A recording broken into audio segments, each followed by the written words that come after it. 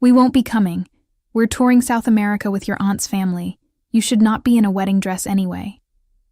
I stared at the text message on my phone, reading it 3 times before the words actually sank in. 2 days before my wedding.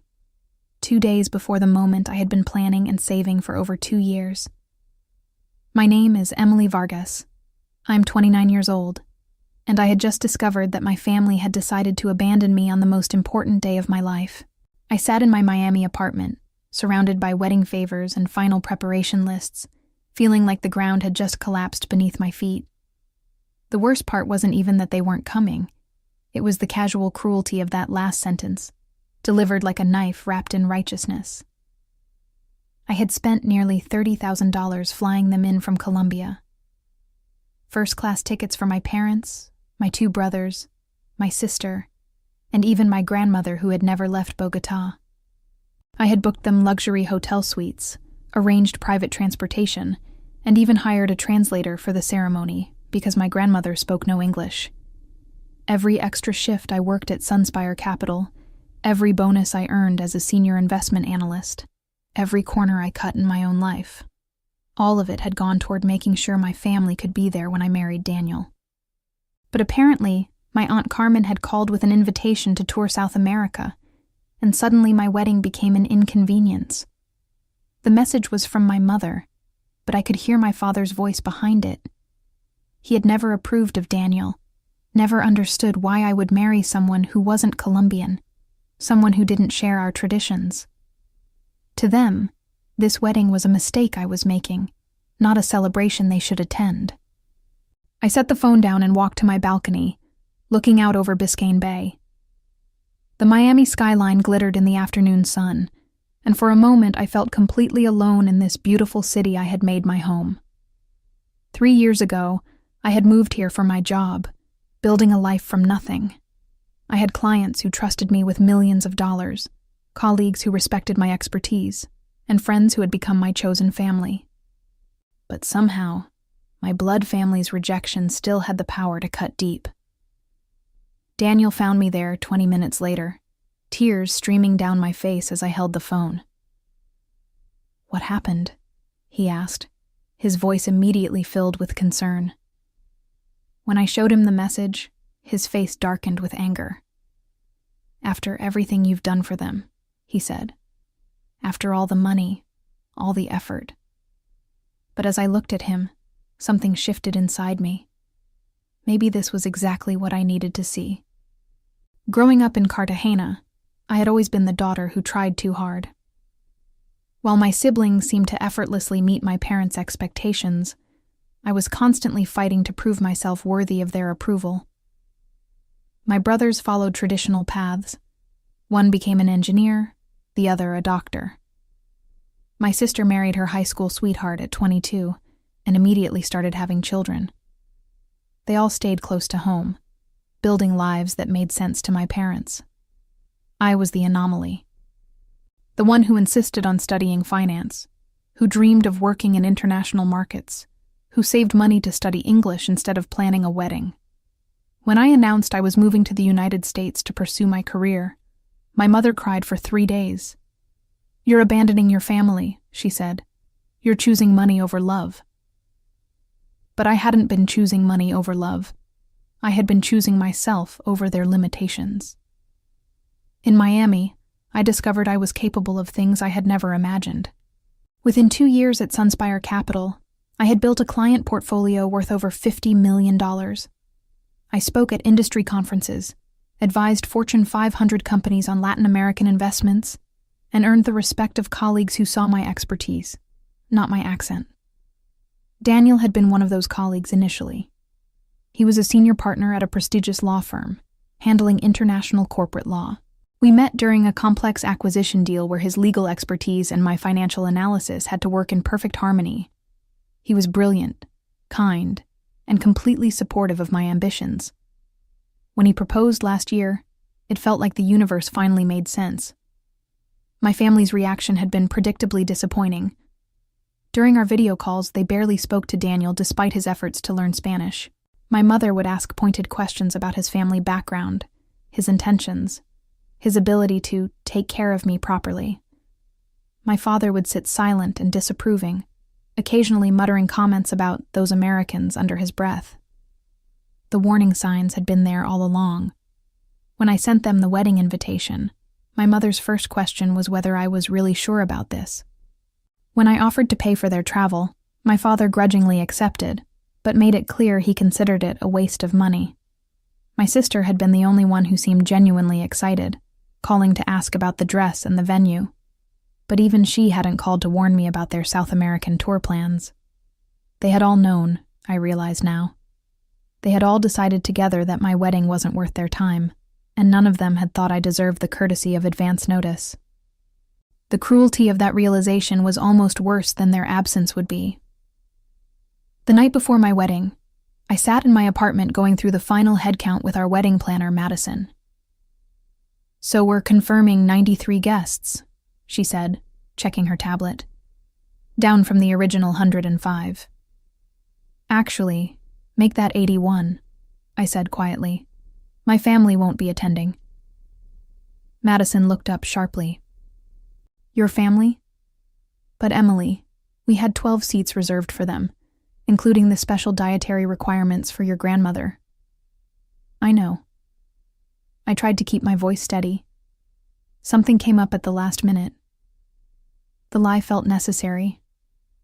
I couldn't bear to explain the truth to someone I barely knew, couldn't handle the pity or the awkward condolences.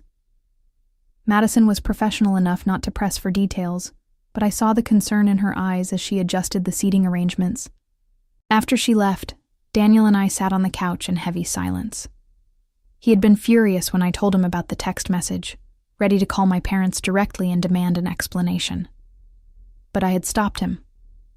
What was the point? They had made their choice, and nothing he could say would change their minds or heal the wound they had opened. "Maybe this is for the best," I said, surprised by my own words.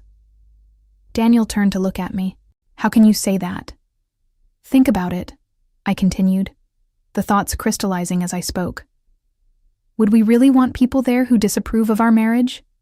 Who think I'm making a mistake? Who couldn't even be bothered to tell me they weren't coming until 2 days before?" He was quiet for a moment. "You've been carrying their disapproval this whole time, haven't you?"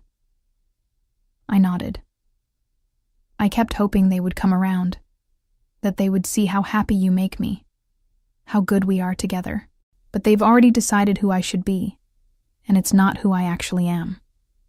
The realization was liberating and heartbreaking at the same time.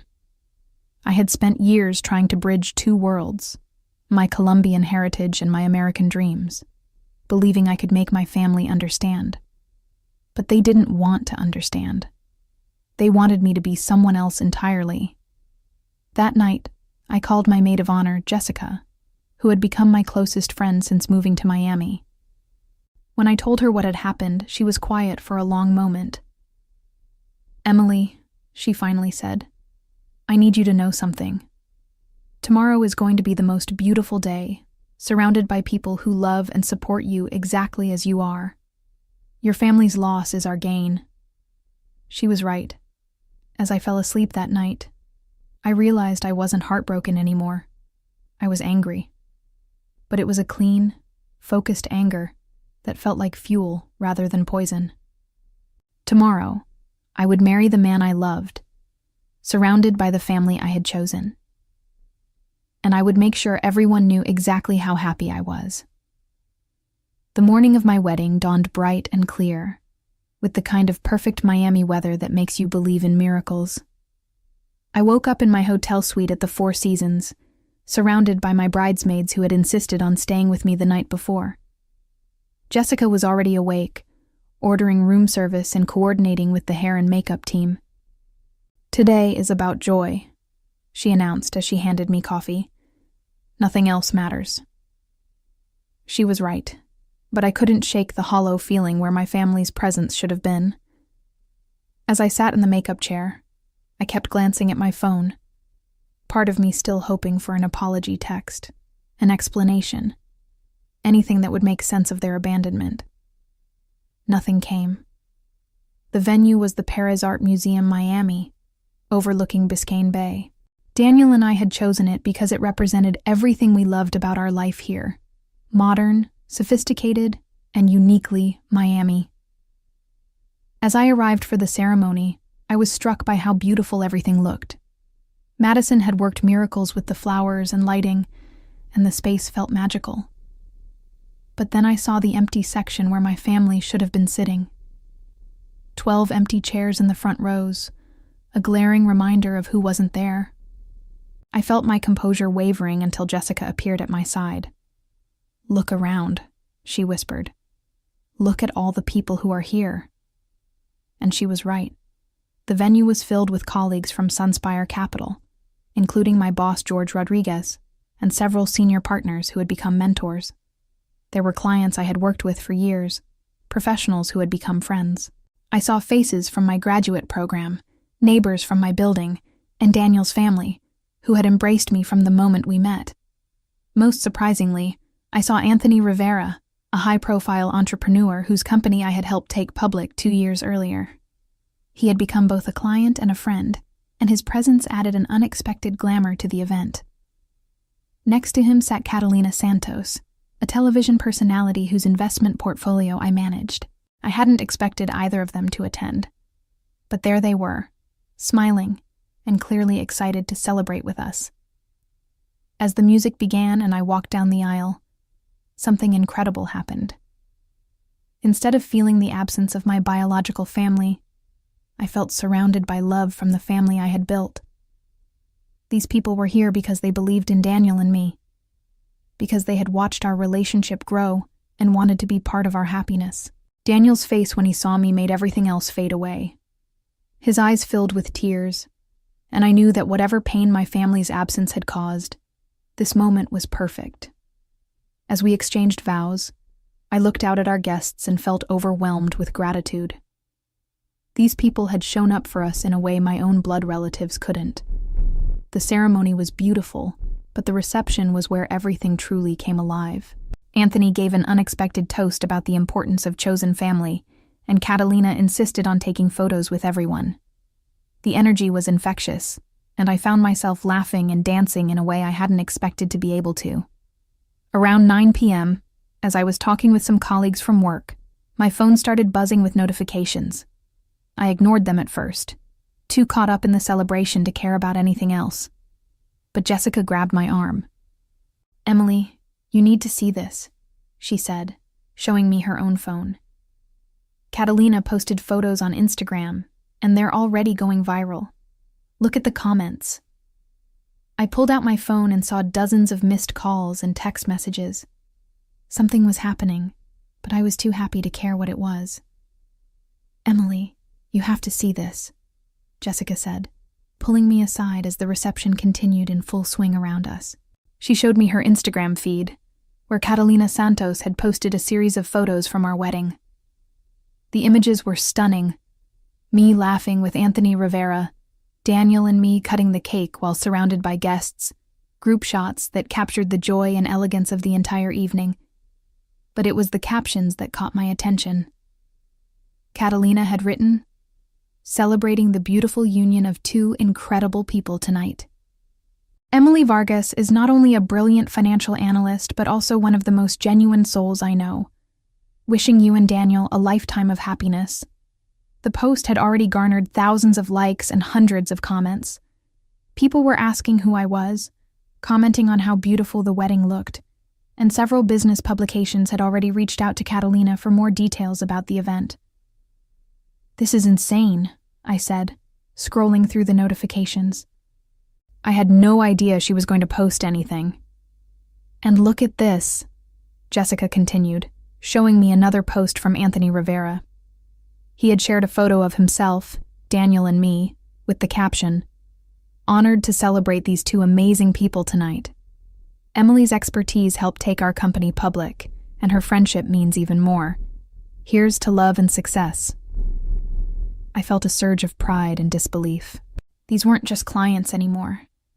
They were friends who were publicly celebrating our relationship and my professional accomplishments. The wedding that my family had dismissed as a mistake was being showcased to thousands of people as something beautiful and meaningful. My phone kept buzzing with notifications, but I decided to ignore them. This was my wedding night, and I wasn't going to let anything distract from the joy I was feeling. Daniel found me on the dance floor, spinning me around as our friends cheered. "Are you having fun?" he asked, his eyes bright with happiness. "The best time of my life," I said, and I meant it completely. As the evening wound down, our guests began to say their goodbyes. Anthony and Catalina both hugged me warmly, telling me how honored they were to be part of our celebration. "You deserve all the happiness in the world," Catalina whispered as she hugged me goodbye. Daniel and I retreated to our honeymoon suite around midnight, exhausted but euphoric. We sat on the balcony overlooking the bay, still in our wedding clothes, sharing a bottle of champagne and reflecting on the incredible day. "I can't believe how perfect everything was," Daniel said. "Did you see how happy everyone looked? Your speech during dinner had people in tears." I smiled, remembering the moment when I had stood up to thank our guests. I had spoken about chosen family, about the people who show up for you not because they have to, but because they want to. Looking out at those faces, I had felt more supported than I ever had in my life.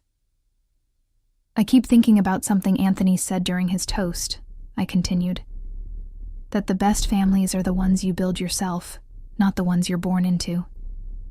Daniel reached for my hand. "Your family missed something extraordinary tonight. But honestly, I'm glad they weren't here. This felt like us, like our real life, without any of the judgment or negativity." He was right. As difficult as their absence had been initially, I realized that my biological family's presence would have changed the entire energy of the evening. There would have been tension, disapproval, awkward moments that would have overshadowed the joy. Instead, we had celebrated with people who genuinely loved and supported us. The next morning, I woke up in the honeymoon suite with Daniel's arms around me and the Miami sunshine streaming through the floor-to-ceiling windows. For a blissful moment, I felt nothing but contentment. Then I remembered the buzzing phone from the night before and reached over to check my messages. What I found made me sit up in shock. 47 missed calls, over 100 text messages, dozens of social media notifications, and they were all from my family in Colombia. "Daniel," I said, shaking him gently awake, "you need to see this."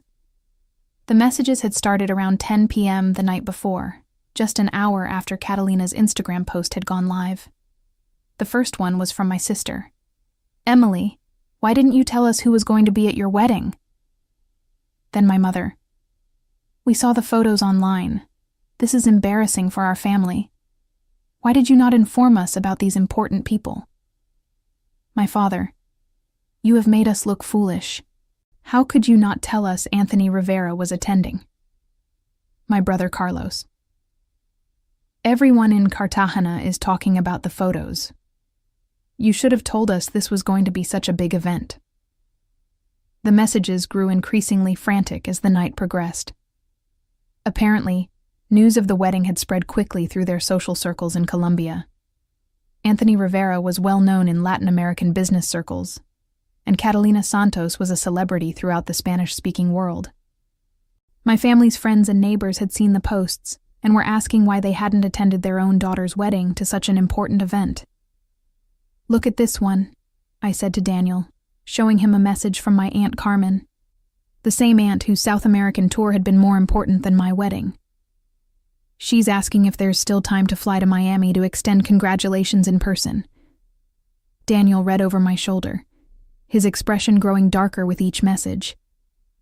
"They're upset that they missed out on the social status, not that they hurt you." He was absolutely right. Not a single message contained an apology for abandoning me. Not one acknowledged the pain they had caused or expressed regret for missing my special day. They were all focused on how their absence had made them look bad in front of their community. My mother's latest message was particularly revealing. Emily, you have embarrassed us by not insisting we attend. People are asking why we were not there for such an important event. You should have explained better how significant this wedding would be. I stared at the phone in disbelief. Even now they were trying to make their absence my fault. I was supposed to have convinced them harder, explained better, somehow forced them to care about my happiness. What are you going to do? Daniel asked gently. I looked at him, then at the messages, then out at the beautiful Miami morning. Something inside me felt incredibly clear and calm. Nothing, I said. Nothing? Nothing at all. I scrolled through my contacts and began blocking numbers. They made their choice when they decided a vacation was more important than their daughter's wedding. They don't get to change their minds now because they realized it might have been advantageous to attend. Daniel watched as I systematically blocked my parents, my siblings, my aunt, and every family member who had sent demanding messages. Are you sure about this? I nodded, feeling lighter with each blocked contact. I'm not their entertainment or their social climbing opportunity. I'm done being their disappointment. 3 hours after I had finished blocking my family's numbers, I did something that felt like the most natural decision in the world. I posted my own collection of wedding photos on Facebook. The album was carefully curated, 43 images that captured the pure joy and elegance of our celebration. There was a stunning photo of me in my dress, laughing with Catalina Santos and Anthony Rivera. Another showed Daniel and me cutting our cake while George Rodriguez, my boss, raised a toast in the background. The group shots were incredible, showing a room full of successful, happy people genuinely celebrating our love. But my favorite photo was one Jessica had taken during the reception. It showed me on the dance floor, arms raised in pure joy, surrounded by friends and colleagues who had become my chosen family. My face was radiant with happiness, completely free of the anxiety and approval-seeking that had defined so much of my relationship with my biological family. I wrote a simple caption: "The most perfect day with the most perfect people." So grateful for everyone who traveled near and far to celebrate with Daniel and me. This is what love looks like, being surrounded by people who choose to show up for your happiness. Chosen family is best. Miami wedding, Choctaw grateful. Within minutes, the likes and comments started pouring in. Colleagues, friends, and acquaintances were congratulating us, commenting on how beautiful everything looked, and expressing amazement at the guest list. Several people mentioned seeing the photos shared by Anthony and Catalina, and the reach was expanding exponentially.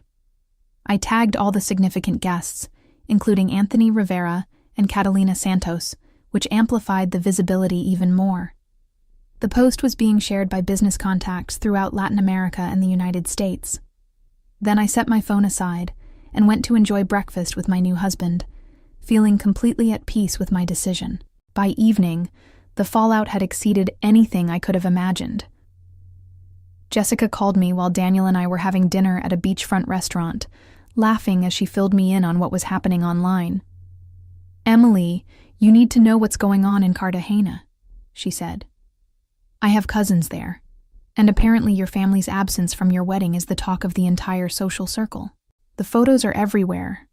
People are sharing them on WhatsApp, posting them on their own social media, asking how your parents could have missed their daughter's wedding to such an important event." The irony was perfect. My family had always been obsessed with appearances, with what their friends and neighbors thought of them. They had spent their lives building a reputation as a successful, close-knit family. Now that carefully constructed image was crumbling, because everyone could see that they had prioritized a vacation over their daughter's wedding, a wedding that had clearly been a significant social event. "It gets better," Jessica continued. "Apparently your Aunt Carmen is getting asked pointed questions about why she thought a tour group was more important than her niece's wedding, and people are doing the math on how much money you spent on tickets they didn't use." I felt a satisfaction that was both surprising and completely justified. For years I had worried about disappointing them, about not living up to their expectations. Now they were experiencing the consequences of their own choices, and it had nothing to do with me seeking revenge. Their absence from a publicly celebrated event spoke for itself. "How do you feel?" Jessica asked. "Free," I said, and I meant it completely. For the first time in my life, I feel completely free. The weight of their approval was gone forever, and I could finally focus on the life I had built. 6 months later, I stood in my corner office at Sunspire Capital, looking out at Biscayne Bay and reflecting on how dramatically my life had changed. The success of our wedding had led to unexpected opportunities. 3 new high-profile clients had signed with me after seeing the photos and learning about my work.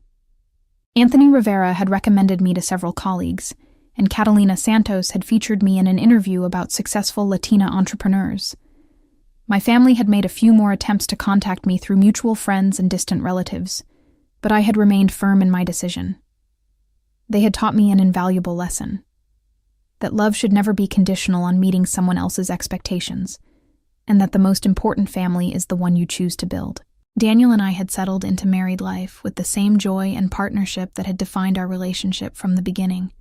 We traveled, entertained friends, and continued building careers we were passionate about. Our home became a gathering place for the chosen family that had celebrated with us that perfect day in Miami. Sometimes people asked if I missed my biological family, if I regretted cutting ties so completely. The answer was always no. They had shown me exactly who they were and what I meant to them when they chose a vacation over my wedding. I had simply believed them and acted accordingly. Standing there in my office, successful and surrounded by people who truly supported me, I realized that their absence had been the greatest gift they could have given me.